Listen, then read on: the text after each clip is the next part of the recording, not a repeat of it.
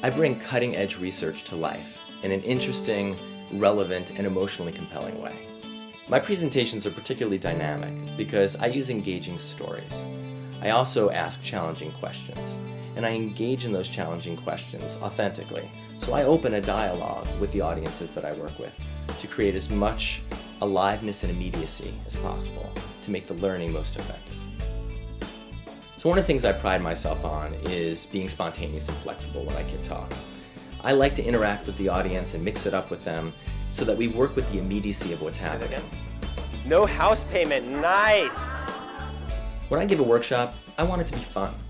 I like to enjoy myself, and people learn better when they're enjoying themselves. Their guards are let down, they're more open, they're more receptive, and they're actually engaged. They're listening because they're enjoying the experience. And a lot of people think that sometimes you can't learn when you're having fun, and I think it's the exact opposite, and the research shows this. When people are engaged, they learn.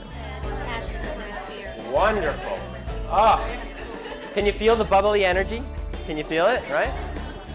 This is good stuff. This is humans connecting with each other, right? It's very good.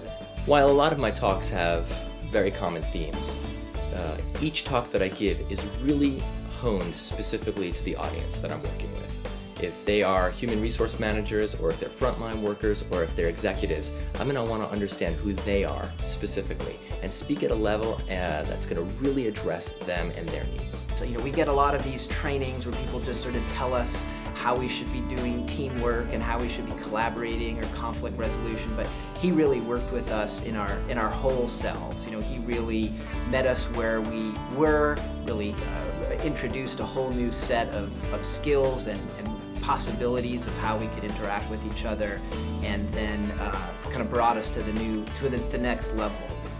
So I don't just show up to talks. When I arrive, it's after I've done a pretty thorough needs assessment. And that needs assessment is really informed by the nature of the engagement. So I will do needs assessments that involved discussions with HR. It might be just a conversation with an event planner. But oftentimes it could also move into things like interviews with key stakeholders. It could be focus groups that I would take on. It could be questionnaires that I disseminate to folks before. But no matter what I do, I always try to make sure that I'm offering specifically what they need. At one place that I worked, Mitchell came and did a presentation for an all-staff event, so over 150 people, and really talking about mindfulness and wellness-related topics.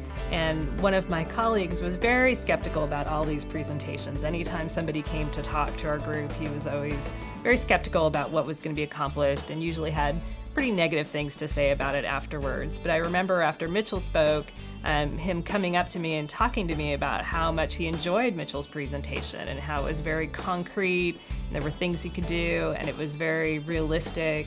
Please contact me to learn more about the types of programs that I offer so that I can customize them for your particular needs.